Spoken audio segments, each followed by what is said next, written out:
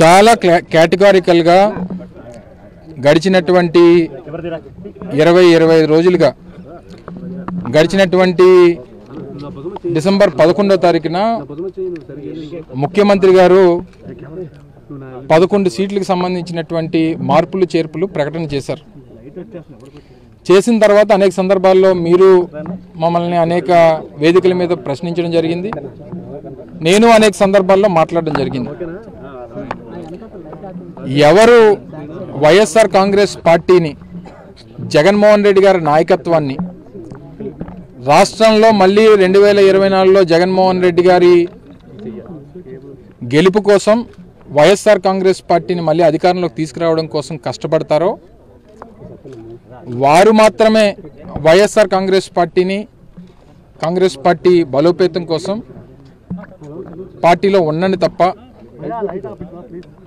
స్వార్థం కోసం నాకు సీట్ ఇస్తేనే నేను పార్టీలో ఉంటాను, నాకు పదవి ఇస్తేనే నేను పార్టీలో ఉంటాను, నేను ఎమ్మెల్యేగా నా టికెట్ ఇస్తేనే నేను పార్టీకి పనిచేస్తాను అనుకునేటువంటి వారు దయచేసి పార్టీని వీడి వెళ్ళిపోండి అనేటువంటి మాట చెప్పడం జరిగింది. అంతే తప్ప పార్టీలో ఉండి దయచేసి వెన్నుపోటు పడవద్దు అనేటువంటి సందర్భాలు కూడా అనేక మార్లు చెప్పడం జరిగింది.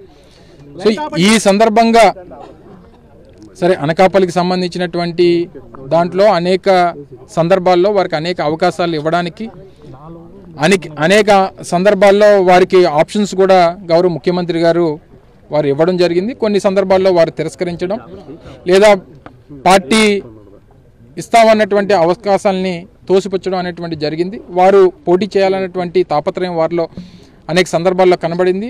ఆ అవకాశం వారు కూడా పార్టీ నాయకత్వంతో మా రీజనల్ కోఆర్డినేటర్ గారితో అనేక సందర్భాల్లో వారు కూడా చర్చించడం జరిగింది.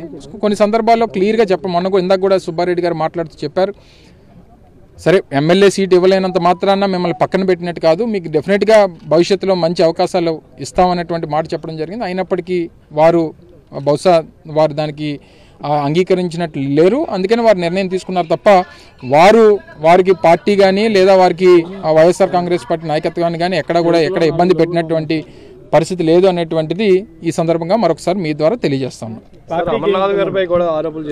ఏం మరి నాకు తెలిసి ఎక్కడ నేను చూడలేదు, చేస్తే నేను మాట్లాడతాను. నేనైతే ఇప్పటివరకు ఎక్కడ మాట్లాడినట్టుగా కానీ లేకపోతే ఇదిగా కానీ నేనైతే ఎక్కడ చూడలేదు. వారు రేపు స్పందిస్తామని, రేపు తెలుగుదేశం పార్టీలో చేరుతున్నట్టుగా చంద్రబాబు నాయుడు గారిని కలుస్తున్నట్టుగా వారు ప్రకటించడం జరిగింది. ఆ సమాచారం మాత్రమే నా దగ్గర ఉంది. మరి వారు ఏదైనా మాట్లాడినా లేకపోతే ఏదన్నా మా మీద విమర్శలు చేసినా ఏదైనా చేస్తే తర్వాత స్పందిస్తాం.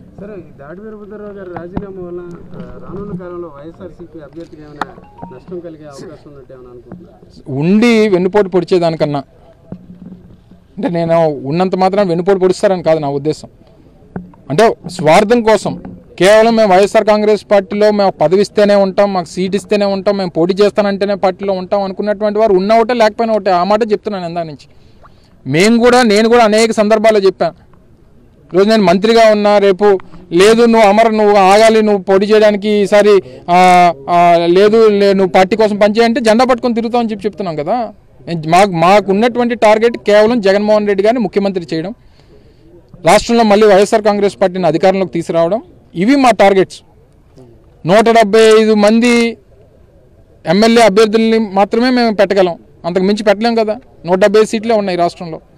175 మంది ఎమ్మెల్యే సీట్లు ఉన్న వాళ్ళే పార్టీ కోసం పనిచేస్తారు, మిగిలిన చేయరని కాదు కదా. 175 మందితో పాటు లక్షలాది మంది వైఎస్ఆర్ కాంగ్రెస్ పార్టీ కార్యకర్తలు, వారితో పాటు వేలాది మంది వైఎస్ఆర్ కాంగ్రెస్ పార్టీ నాయకులు ఈ పార్టీ అధికారంలోకి వస్తే మా భవిష్యత్తు బాగుంటుందని చెప్పి నమ్మి ఆశిస్తున్నటువంటి రాష్ట్రంలో 5 కోట్ల మంది ప్రజానీకం. వీరి కోసమే జగన్మోహన్ రెడ్డి గారు ఆలోచిస్తున్నారు తప్ప ఇంకా ఏది కూడా ఒక అభ్యర్థో లేకపోతే ఒక ఎమ్మెల్యేవో ఒక మంత్రో బాధపడతాడు సీట్ ఇవ్వకపోదా అనేటువంటి ఆలోచన జగన్మోహన్ రెడ్డి గారికి లేదు.